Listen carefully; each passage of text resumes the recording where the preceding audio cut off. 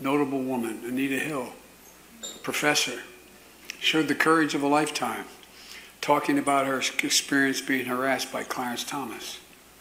We knew a lot less about the extent of harassment back then. So 30 years ago, 1990. Well, I grew up in the 70s. I watched this hearing live, I believe. And we knew. I mean, we were being raised to know that was wrong. Everybody knew it was wrong, but you didn't agree. You were a throwback. Um, and then you and your life took over the or took control of the Republican Party. Excuse me, the Democratic Party back. What a cop out. Over 30 years ago. But she paid a terrible price. She was abused through the hearing. By Joe Biden, among others. She was taken advantage of. Her reputation was attacked. I wish I could have done something. I opposed Clarence Thomas' nomination. I voted against him. But I also realized there was a real and perceived problem the committee faced. See, I haven't watched this yet. I just saw the title. He wished he could have done something? Who the fuck is he?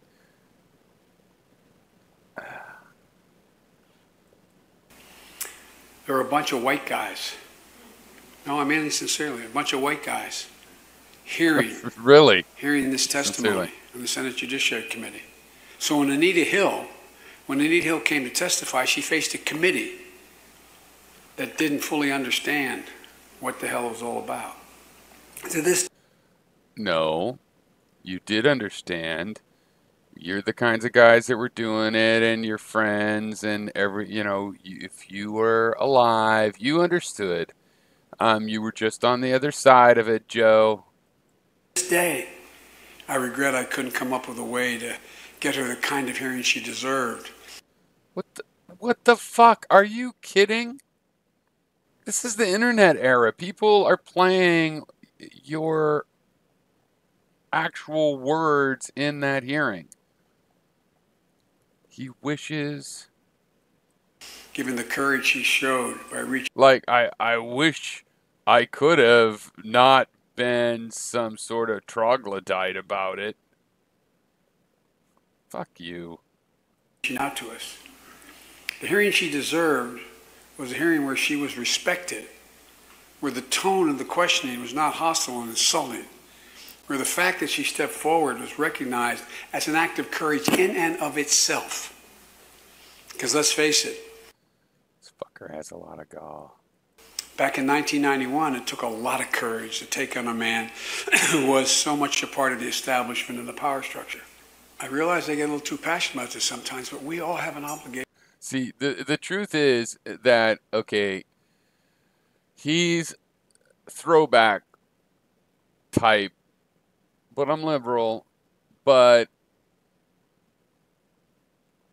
if anything, the identity politics of the establishment Democrats was in formative years and just, and it wasn't going to get good. It was never going to get better kind of thing. It's an exploitative kind of attitude about where people come from, what groups they're immediately recognizable or identifiable or just, pigeonholed as.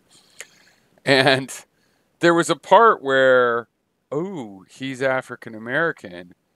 You're not supposed to assume this kind of stuff is true. Treat him like a white man, which means, why is this harlot accusing a powerful established man? We know women want these kind of men, and therefore probably she got rejected, woman scorn syndrome, and that's what this guy's from. And you could say, okay, people were from that, and that's okay. But that's who this guy, he still is.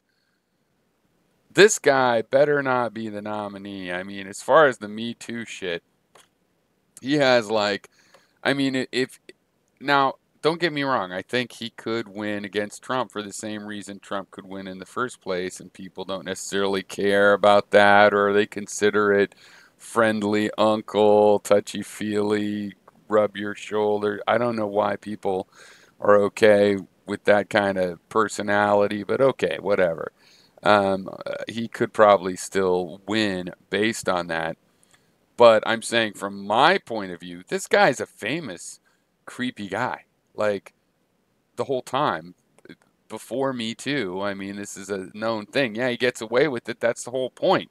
We knew this stuff was wrong. If you grew up in the 70s as a young kid, you were taught, hey, you're supposed to learn this is wrong, you know? And then these older guys still doing it are like, yeah, they're relics. You know, they can't you know, have sympathy at the best. If you want to have sympathy, fine. But they're the wrong thing.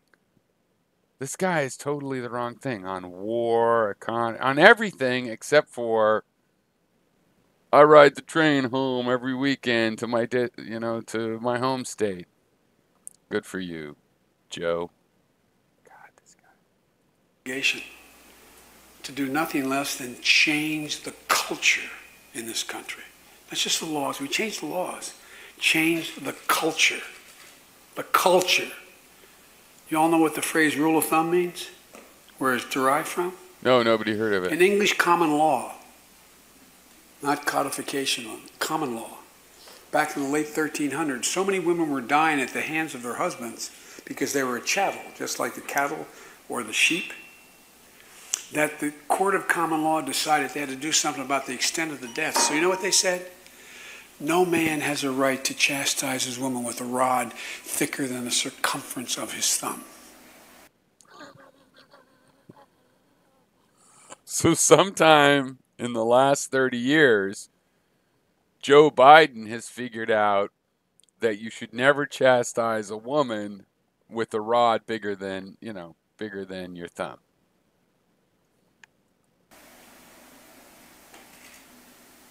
This is English jurisprudential culture. And this guy's not really multi-layered enough to really be like drilling this down in all the levels of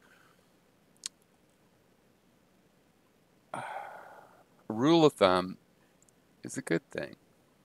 Something you follow that keeps you on. You don't necessarily know exactly, but it works. You measure a rule of thumb. Boom. And it's to not beat your wife with too big a stick. So what's your point? That even our positive rules have their history in some fucked up metaphor? I doubt he's going to take it to that level. Okay, so this is the English jurisprudence culture. A white man's culture. It's got to change. It's got to change. You are so full of shit. You give your best every day. What the fuck? No matter what the day brings. Is there even just any more? Check these supplies out. Find it at Staples. I don't think so. You should have the best. That's the way they put their Click ad here to shop now. in my shit. Fine. It was over. Oh.